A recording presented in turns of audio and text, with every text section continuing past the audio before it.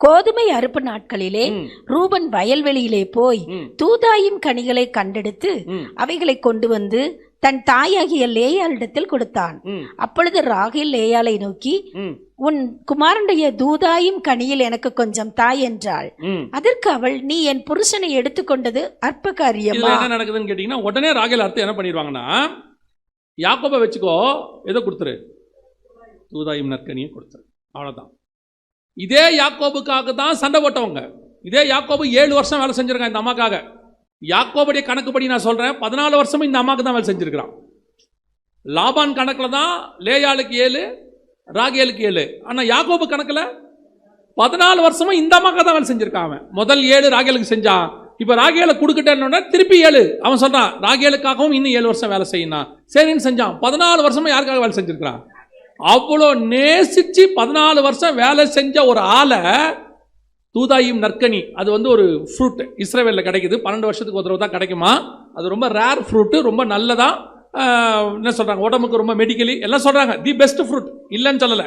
இப்போ என்ன பண்ணுறாங்களா, அந்த பழத்துக்காக தனக்காக 14 வருஷம் கஷ்டப்பட்ட கணவனை அப்படி ஒரு செகண்டில் தூக்கி போடுவாங்க.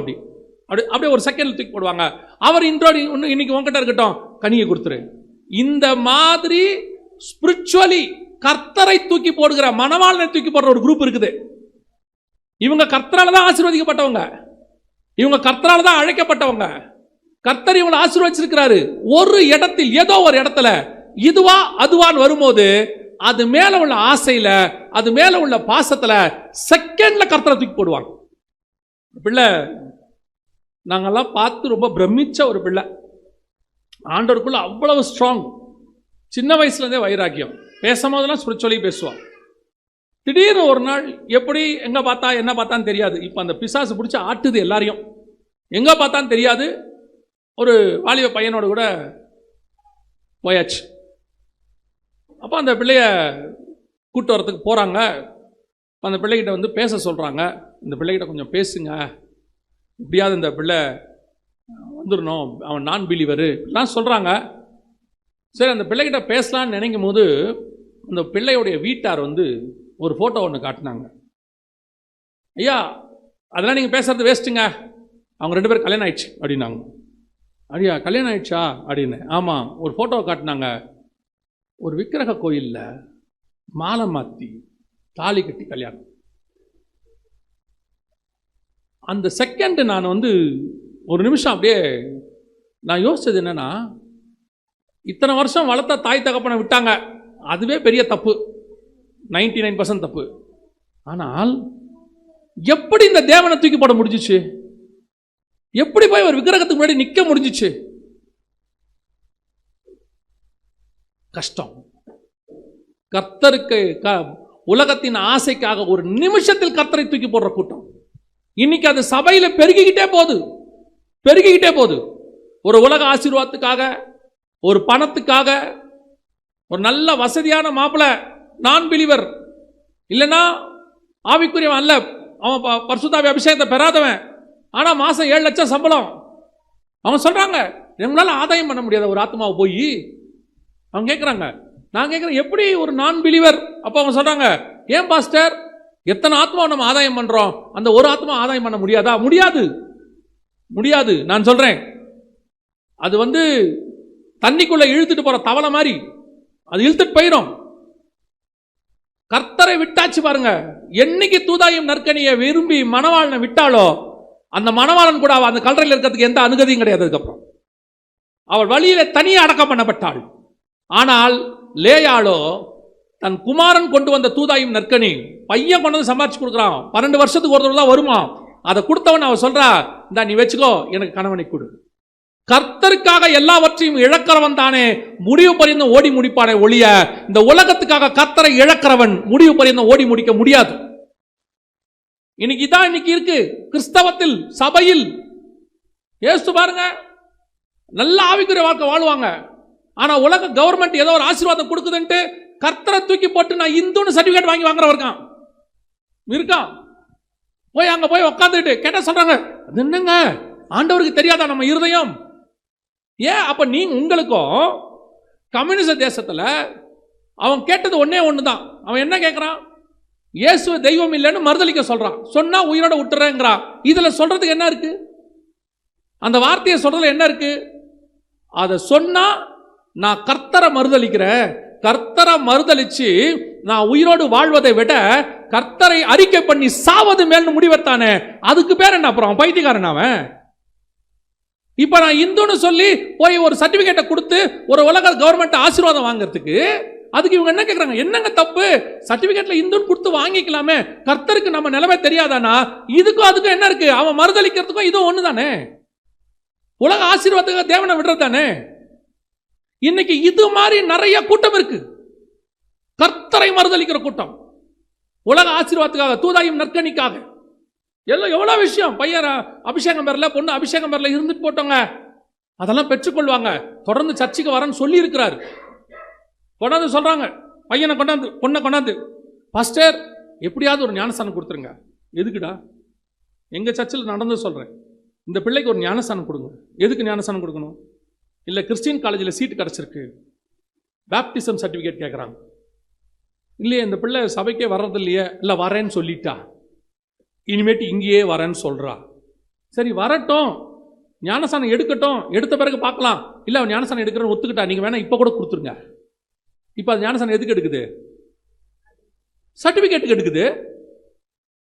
ஒரு குரூப் வர்றது கேட்குது, சர்ச்சில் பாஸ்டர் கேட்குது. பாஸ்டர் சொல்றாரு, இது எப்படி கொடுக்க முடியும்? ஞானஸ்தானமே எடுக்கல, எப்படி சர்டிஃபிகேட் கொடுக்கறது?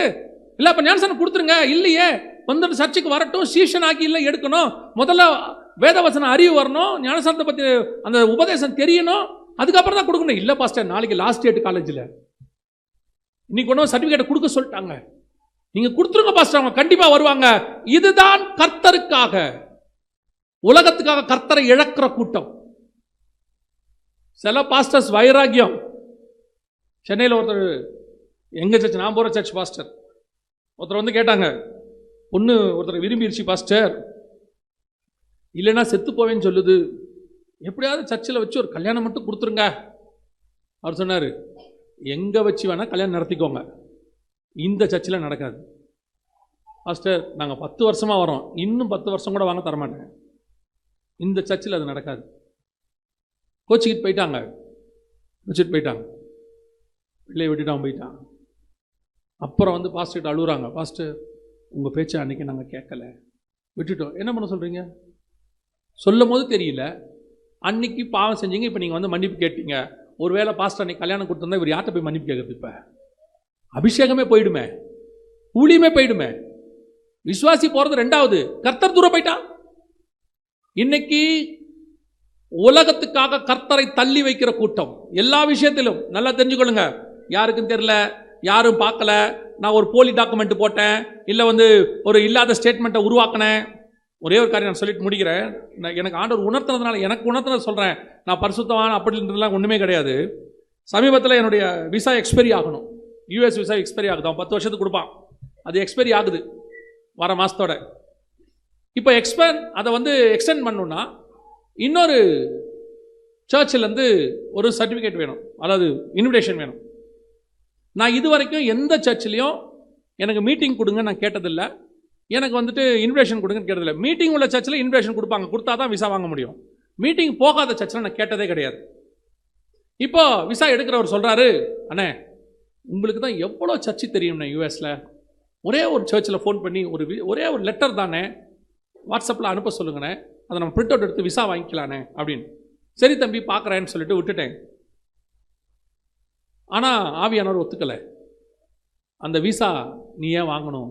நீ கேட்காம தானே உனக்கு நான் விசா கொடுத்தேன், இப்போ நான் உனக்கு விசா கொடுக்கணும், நானே உனக்கு லெட்டர் கொடுப்பேனே. ஆவியன் உணர்த்திக்கிட்டே இருந்தார். இவன் ப்ரெஷர் கொடுத்துட்டே இருக்கான். கடைசியாக சொல்கிறான், அண்ணே எனக்கு தெரிஞ்சல ஒரு சர்ச் இருக்குண்ணே, அவருக்கு ஒரே ஒரு ஃபோன் மட்டும் பண்ணுங்கண்ணே, அவர் தரேன்னு சொல்கிறார். 2 பக்கமும் அப்படி அளவாயுது. ஒன்றே ஒன்று தான், ஒன்றும் இல்லை பாஸ்டர், ஒரு இன்விடேஷன் மட்டும் கொடுத்தீங்கன்னா, இந்த டேட் போட்டு கொடுத்தீங்கன்னா போதும்னா அவர் அனுப்பிட போகிறார். வேணான்னு சொல்லிட்டேன். ஃபோன் பண்ணி சொன்னேன், அப்படி ஒரு விசாவே வேணாம், வேணா புது விசா திருப்பி எப்போ போகிறோமோ அப்போ எடுத்துக்கலாம், விசா தேவையான. ஆவியானவர் சொன்னார், இதைத்தான் நான் உங்ககிட்ட எதிர்பார்த்தேன். அவ்வளோதான். கர்த்தரா பொய்யா, அது பார்க்கறதுக்கு சின்ன பொய்யா பெரிய பொய்யான்லாம் கிடையாது. இப்போ நான் இன்விடேஷன் வாங்குறது பொய், ஏன்னா அவங்க சர்ச்சுக்கு நான் போனால் தான் வாங்கணும், போகலை. அப்படி வாங்கி அவங்க சர்ச்சுக்கு இவர் எங்கள் சர்ச்சுக்கு வராரு இந்த மாதம், அவருக்கு விசா கொடுங்கன்னு அவங்க லெட்டர் கொடுப்பாங்க. நான் அந்த மாதம் போக முடியாது, நான் வேற இடத்துக்கு டேட் கொடுத்துருக்குறேன், போக முடியாது. இப்போ விசா வாங்கிடுவேன், கவர்மெண்ட் கொடுத்துருவான் எனக்கு, ஏன்னா ஏற்கனவே இருக்கிறதுனால. ஆனால் நான் வாங்கினது பொய் விசா, பொய் டாக்குமெண்ட். ஒரு வகையில் அது பொய் டாக்குமெண்ட். ஆண்டவர் தான் பார்க்குறாரு, நீ எதை பண்ண போகிற?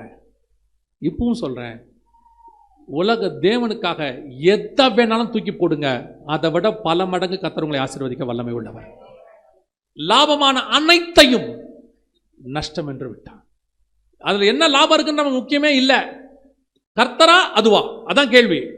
கர்த்தர் தான், நோ அதர் ஆல்டர்னேட். அந்த இடத்துல வேற கிடையவே கிடையாது. தைரியமா தூக்கி போடுங்க. நான் சொல்றேன், தைரியமா தூக்கி போடுங்க. உங்கள் ஓட்டத்தை ஜெயத்துடன் முடிக்க கர்த்தரால் முடியும். அல்லேலூயா. ராகேலுடைய ஓட்டம் பாதியில முடிஞ்சிருச்சு. ஆசீர்வாதம் வந்துச்சு, எல்லாம் கூடவே வந்தா ஒழுங்கா தான் வந்தாங்க. யோர்தானை கிராஸ் பண்ற வரைக்கும் நல்லா இருந்துச்சு. கானானுக்குள்ள வந்துட்டோம், மேட்டர் ஓவர், இனி பிரச்சனை இல்லை, தகப்பன் சொரூபம் நம்ம கிட்ட இருக்கு, யாரும் கண்டுபிடிக்கல. நான் கேட்டு தான் பத்திரத்தை வாங்கிட்டேன், தானும் கையில இருக்கு, சொரூபமும் கையில இருக்கு. ஒரு கையில சொரூபம், ஒரு கையில விரியன் பாம்பு, ரெண்டும் என்கிட்ட இருக்கு. ஆனா என்ன, ஒண்ணுமே இல்லாத லேயாலும் வரந்துக்கா, எல்லாத்தையும் வச்சிருக்கேன், நானும் வந்திருக்கேன். லேயால் பிழைக்க தெரியாதவ, எங்க அப்பா வீட்டில் நினைச்சிருந்தா அவளும் எடுத்துருக்கலாம், எவ்வளோ சொரூபத்தை எடுத்துட்டு வந்திருக்கலாம். அவ ஏதோ யாக்கோப பேச்சை கேட்டுக்கிட்டு ஒன்னு எடுக்காம வெறுங்கையா வந்தா, இருந்துட்டு போட்டோம். உன் கையில சொரூபம் இருந்துச்சு, உன் கையில தான் இருந்துச்சு. ஆனா முடிவு எப்ராத்தாவுக்கு போற வழியில முடிஞ்சு போச்சு. ஆனா லேயால் கையில ஒண்ணுமே இல்லை, முடிவு கல்லறை வரைக்கும், மக்பெல்லா வரைக்கும் போச்சு. ஒரு நாள் திறக்கப்பட்டது, லேயாலும் உயிரோடு கூடி எழுந்தார். அல்லேலூயா. அந்த தேவன் தான் உங்களையும் என்னையும் அழைத்திருக்கிறார். இந்த ஓட்டத்தில் இந்த ராகேலுக்குரிய குணாதிசயங்கள் ஏதாவது இருந்தால் எல்லாத்தையும் தூக்கி வெளியே போடுங்க. உங்களையும் என்னையும் முடிவு பரியந்தம் நடத்த அவர் வல்லமை உள்ளவராக இருக்கிறார்.